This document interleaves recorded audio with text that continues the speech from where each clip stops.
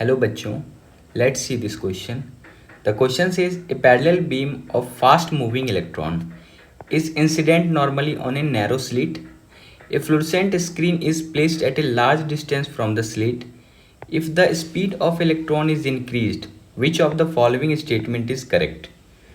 Question में कहा जा रहा है कि इलेक्ट्रॉन का एक पैरेलल बीम है, फास्ट मूविंग इलेक्ट्रॉन का एक पैरेलल बीम है जो इंसिडेंट हो रहा है एक नैरो स्लिट पे, और एक उसके सामने एक फ्लोरेसेंट स्क्रीन है जो कुछ डिस्टेंस पे प्लेस है।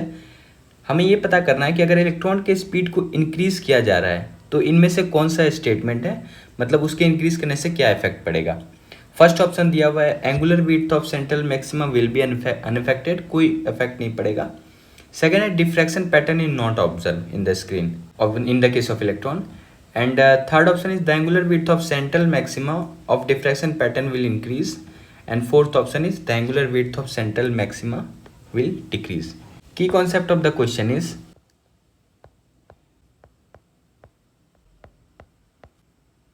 first key concept of the question is angular width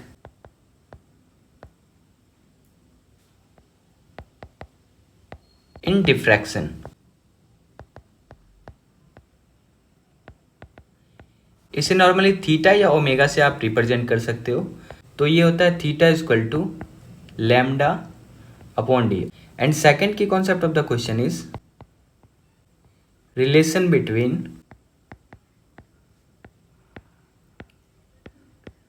wavelength and momentum, और ये वैल्यू होता है lambda is equal to H by P, या फिर आप एच बाई एम भी बोल सकते हो।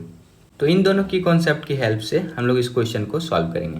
क्वेश्चन में कहा गया है कि इलेक्ट्रॉन बीम एक नैरो स्लिट पे आके इंसिडेंट हो रहा है। तो आप ऐसा समझ लो कि इधर से इलेक्ट्रॉन है और ये इंसिडेंट हो रहा है एक नैरो स्लिट पे। तो जब आप सिंगल स्लिट डिफ्रैक्शन पढ़ते हो ना, तो उसमें इलेक्ट्रॉन बीम के कारण यहाँ पे जो डिफ्रैक्शन पैटर्न बनता है वो कुछ इस प्रकार से होता है।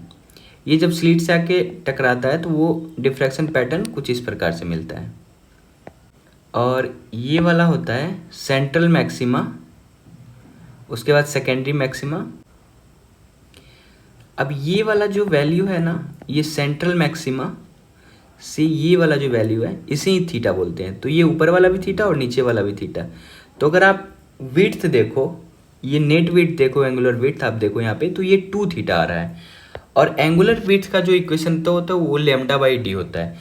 तो यहाँ से एक रिलेशन आप कर सकते हो कि थीटा इज इक्वल टू होता है lambda by D, small D यहाँ पे है। यहाँ पे स्मॉल डी आप ये स्लिट के विड्थ को बोल सकते हो, या फिर आप चाहो तो इसे स्मॉल ए भी ले सकते हो। आप चाहो तो ये मैं इस वाले विड्थ को डी लिया हूँ, इसे मैं डी लिया हूँ, आप चाहो तो इसे ए भी ले सकते हो। ये वाला जो डी है आप चाहो इसे ए भी ले सकते हो। तो यहाँ theta equal to lambda by D है, तो अगर 2 थीटा का रिलेशन निकालो तो 2 थीटा इक्वल टू ये हो जाएगा 2 लैम्डा बाई डी। एक रिलेशन ये आया। अब पहले हम लोग ऑप्शन वाई चलते हैं, इसके बाद मैं नेक्स्ट पेज में ले लूँगा।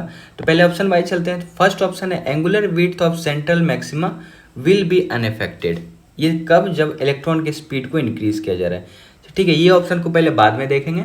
सेकेंड ऑप्शन देखते हैं, diffraction pattern is not observe on the screen in case of electron.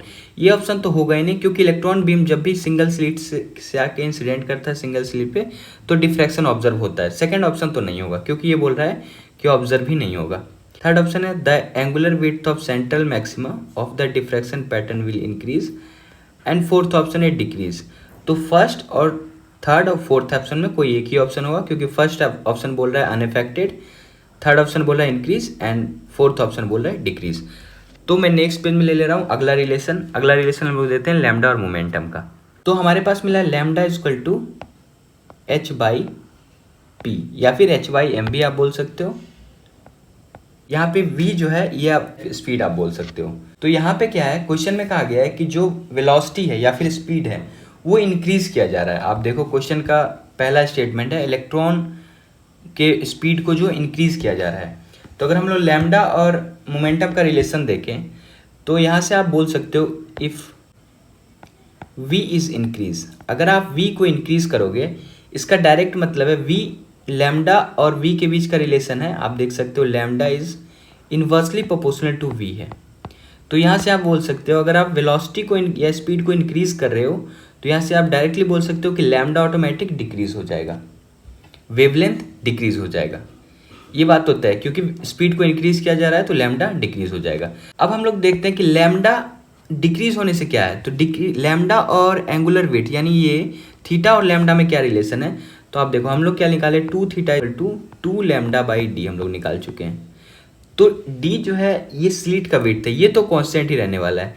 यहाँ से आप क्या बोल सकते हो, theta is directly proportional to lambda, यानी जो एंगुलर विड्थ है वो लैम्डा के डायरेक्टली प्रोपोर्शनल है। अगर लैम्डा इंक्रीज होगा, इफ लैम्डा इंक्रीज, तो आप बोल सकते हो एंगुलर विड्थ भी इंक्रीज होगा। अगर लैम्डा डिक्रीज होगा तो एंगुलर विड्थ भी डिक्रीज होगा।